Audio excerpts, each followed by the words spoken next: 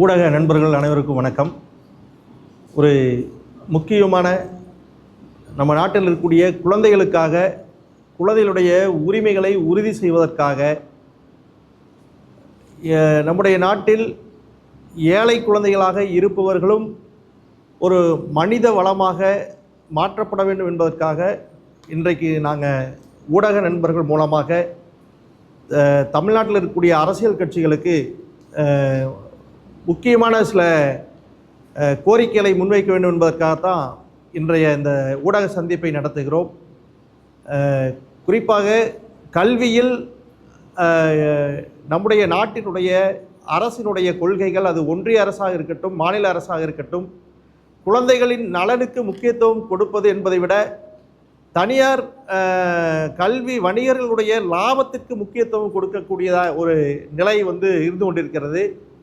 இன்றைக்கு நீங்களே பார்ப்பீங்க, நிறையா தனியார் பள்ளிகளில், புகழ்பெற்ற தனியார் பள்ளிகளில் வருமான வரி சோதனை, வரி ஏய்ப்பு நடந்ததாக குற்றச்சாட்டு எழுந்து அதெல்லாம் சோதனையெல்லாம் நடப்பதையெல்லாம் பார்க்குறீங்க. இது இந்த நாட்டினுடைய மிகப்பெரிய கல்வியில் ஏற்பட்டிருக்கின்ற அவலம். கல்வி இங்கே ஒரு கல்விக்காக நம்ம கடவுளை வணங்குற நாடு இது. ஆனால் இந்த நாட்டில் தான் தனியார் கல்வி நிறுவனங்களில் கருப்பு பணம் உற்பத்தி ஆகி கொண்டிருக்கின்றது.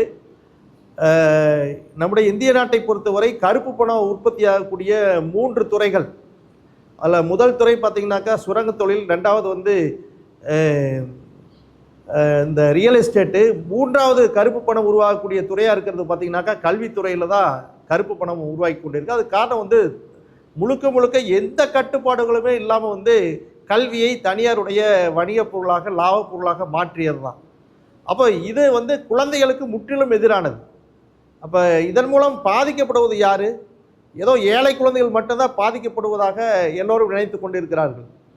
ஏழை குழந்தைகளுக்கு தான் தரமான கல்வி கிடைக்கவில்லைன்னு தான் நினைக்கிறாங்க. ஆனால் நடுத்தர வர்க்கமும் இன்றைக்கு கல்வி செலவு என்ற பேரில் தங்களுடைய குடும்ப வருமானத்தில் பெரும்பகுதியை கல்விக்காக இழந்துக்கிட்டு இருக்காங்க. அப்போ ஒரு நடுத்தர வர்க்கத்தையும் பொருளாதார சுரண்டலுக்கு ஆட்படுத்தக்கூடிய வகையில் தான் இந்த நாட்டினுடைய கல்வி தனியார் வணிக கொள்கை இருந்து கொண்டிருக்கிறது. இந்த மாதிரியான கல்வி கேடுகளிலிருந்து இந்திய நாட்டு குழந்தைகளையும், தமிழ்நாட்டு குழந்தைகளையும், மக்களையும் பாதுகாப்பதற்கான கொள்கைகளைத்தான் இந்த அறிக்கையில் நாங்கள் சுட்டி காட்டியிருக்கிறோம்.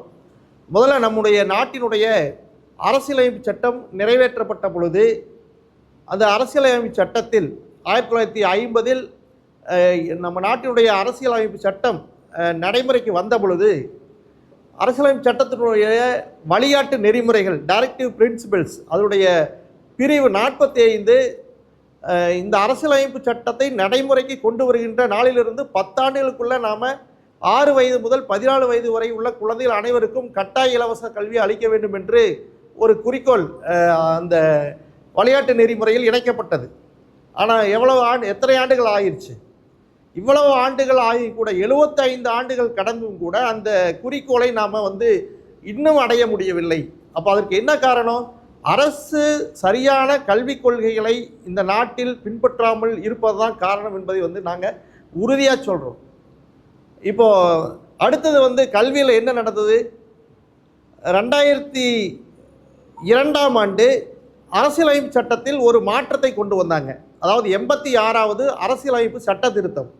அந்த 86வது அரசியலமைப்பு சட்ட திருத்தம் கல்வி என்பது குழந்தைகளின் அடிப்படை உரிமை என்று அறிவிக்கப்பட்டது அந்த சட்ட திருத்தத்தின் மூலமாக.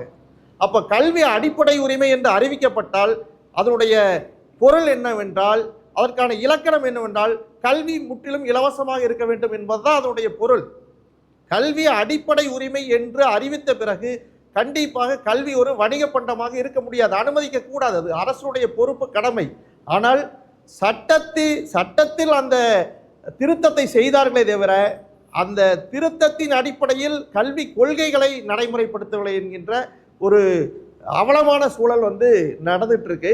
சரி, 2002 சட்ட திருத்தம் செய்தார்கள், கல்வி குழந்தைகளின் அடிப்படை உரிமை என்று.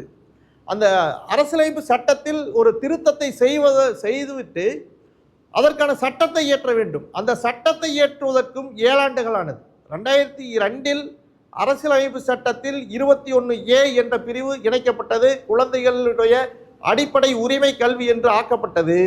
ஆனால் அது ஆக்கப்பட்ட பிறகு மீண்டும் 7 ஆண்டுகள் கழித்து தான் கல்வி உரிமை சட்டத்தை நிறைவேற்றினாங்க. அப்போ கல்வி உரிமை சட்டத்தை நிறைவேற்றுவதற்கு கூட காலதாமதத்தை எடுத்துக்கொண்டு இந்த அரசுகள் எடுத்துக்கொண்டார்கள் என்பதை நாம் வந்து இங்கே பார்க்க வேண்டியிருக்கு.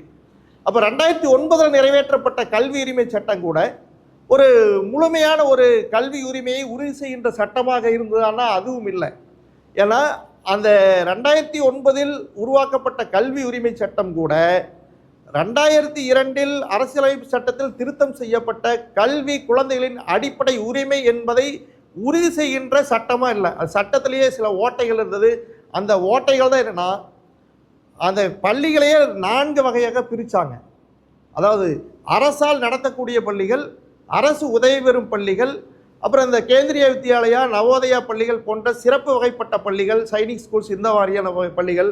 அப்புறம் 4வது வகை பள்ளிகள் பார்த்திங்கனாக்கா அரசு உதவிகள் எதுவும் பெறாமல் பெற்றோர்கள் செலுத்துகின்ற கல்வி கட்டணத்தை நிதியாக வைத்து இயங்குகின்ற பள்ளிகள். இப்படி 4 வகையாக பிரிச்சுட்டு இந்த கல்வி உரிமை கூட என்ன சொன்னாங்க தெரியுங்களா? அந்த சட்டத்தில் என்ன சொல்லப்பட்டிருக்குது அப்படின்னா, நீங்கள் வந்து அரசு நேரடியாக நடத்தக்கூடிய பள்ளிகளில் இலவச கல்வியை பெற்றோர்கள் பெற்றுக்கொள்ளலாம்.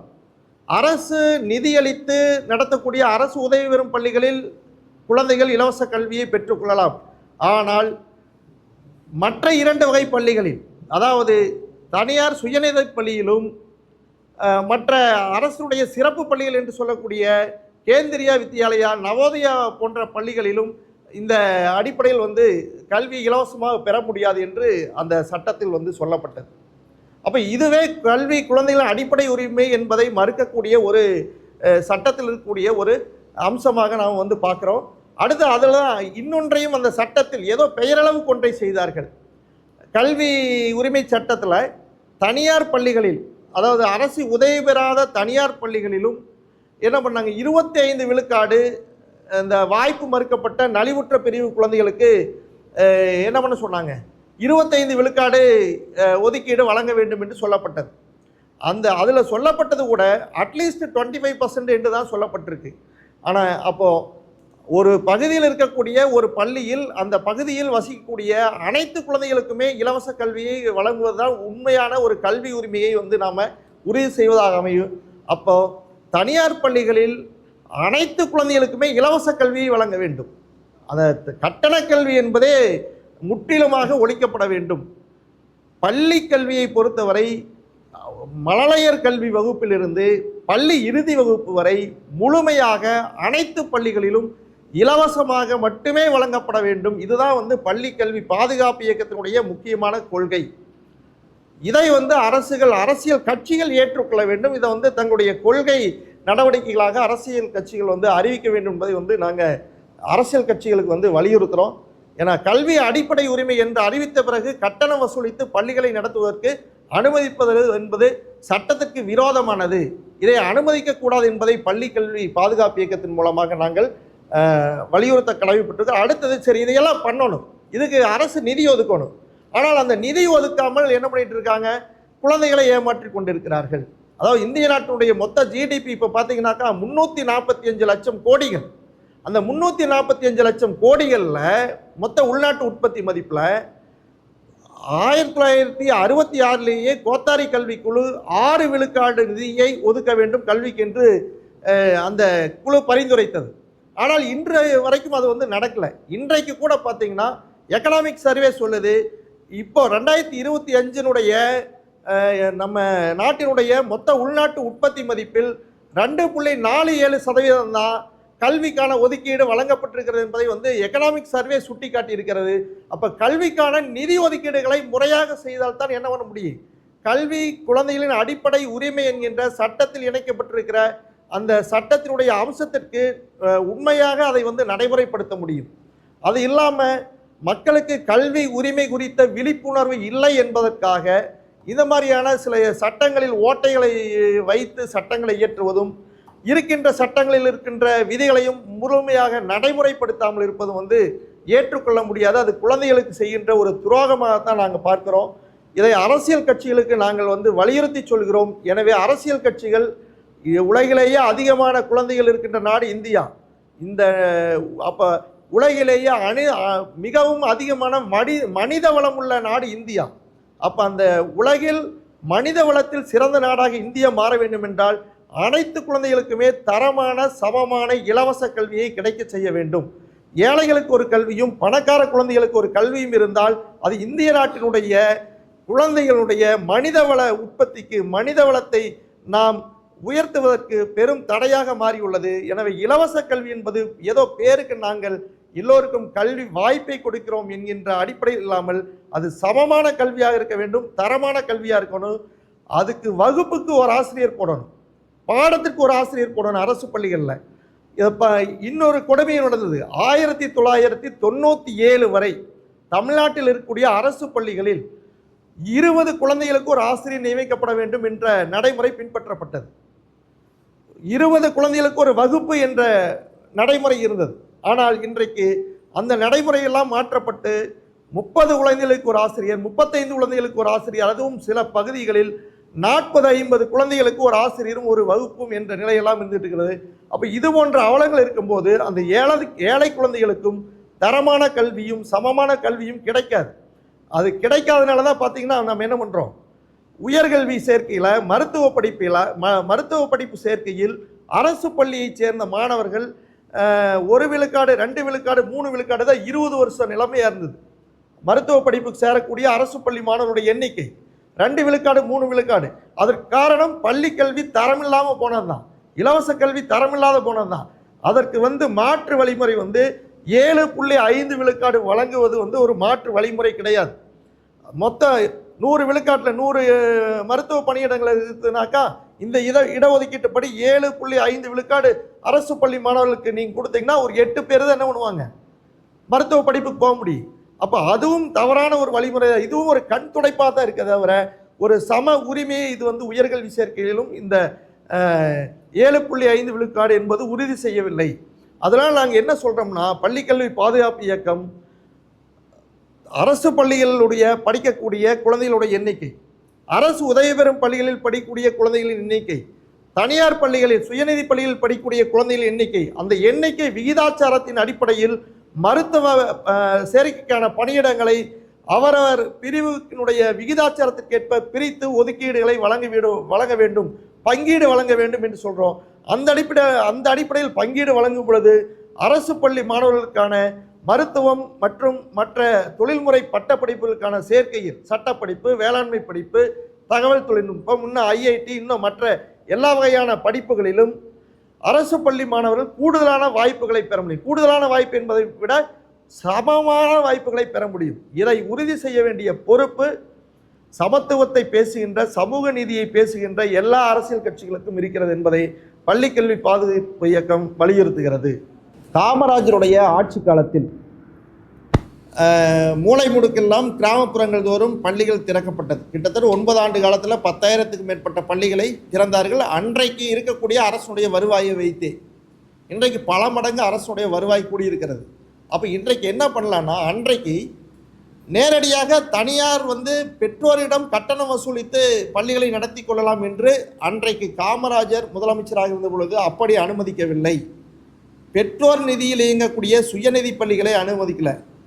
உண்மையாகவே கல்விக்காக தொண்டு செய்ய விரும்புகின்ற நல்லுள்ளம் படைத்தவர்களை கல்விக்காக தங்களுடைய நிலத்தையும் நிதியையும் கொடுத்து அவர்களாகவே பள்ளிகளை, கட்டடம், இந்த மாதிரியான வசதிகளை எல்லாம் உருவாக்கி வைத்து அரசு ஆசிரியர்கள் நியமித்து ஆசிரியர்களுக்கான ஊதியத்தை அரசு கொடுக்குது. அதுதான் அரசு உதவி பெறும் பள்ளிகள் அப்படிங்கிறது, கவர்மெண்ட் எய்டட் ஸ்கூல்ஸ். ஆனால் அதில் தனியாருடைய பங்களிப்பு இருக்குது. என்ன பங்களிப்பு இருக்குது? அவர்கள் நிலத்தை கொடுத்துருப்பாங்க, அல்லது அவர்கள் சார்பாக கட்டடம் கட்டுறதுக்கு நிதியை கொடுத்துருப்பாங்க. ஆனால் அரசு ஊதியம் கொடுக்க ஆசிரியர்களை நியமிப்பாங்க. அப்போது அந்த பள்ளிகளில், அரசு உதவி பெறும் பள்ளிகளில் கல்வி என்பது இலவசமாக வழங்கப்படுது. நாம் வலியுறுத்துவது என்னன்னா, கல்வி முற்றிலும் இலவசமாக இருக்க வேண்டும் என்றால் அரசியலமைப்பு சட்ட 21A என்கின்ற அந்த பிரிவு கல்வி குழந்தைகளின் அடிப்படை உரிமை என்பதை உண்மையாக நீங்கள் நடைமுறைப்படுத்தணும்னா அனைத்து பள்ளிகளிலுமே காசு வாங்காமல் தான் நீங்கள் கல்வியை கற்றுக் கொடுக்கணும் குழந்தைகளுக்கு. அப்போ அந்த தனியார் பள்ளிகளையும் அரசு உதவி பெறும் பள்ளிகளாக அரசு ஏற்றுக்கொள்ள வேண்டும்ங்கிறோம். ஏற்கனவே நமக்கு ஒரு வடிவம் இருக்குது, அரசு உதவி பெறும் பள்ளிகள் என்ற வடிவம். கல்லூரிகள் கூட இருக்குது, அரசு உதவி பெறும் கல்லூரிகள் இருக்குது. அது அரசு தான் என்ன பண்ணுறாங்க, ஆசிரியர்களுக்கான ஊதியங்களை எல்லாம் கொடுக்குறாங்க. அப்போது அரசும் தனியாரும் இணைந்து நடத்துவது என்பது அது உண்மையாகவே குழந்தைகள் நலனுக்காக நடத்தலாம். ஆனால் தனியார் மட்டும் நடத்தும் போது அது வெறும் லாப நோக்கிலானதாக மாறிவிடுகிறது. அதனால் எல்லா கல்வி நிறுவனங்களையும் பள்ளிகளையும் பள்ளிக்கல்வி பாதுகாப்பு இயக்கம் என்ன சொல்கிறதுனா, அனைத்து குழந்தைகளுக்கும் கல்வியை இலவசம் என்பதை உறுதி செய்வதற்கு அதை அரசு உதவி பெறும் பள்ளிகளாக மாற்றுங்கள் அப்படின்னு சொல்றோம்.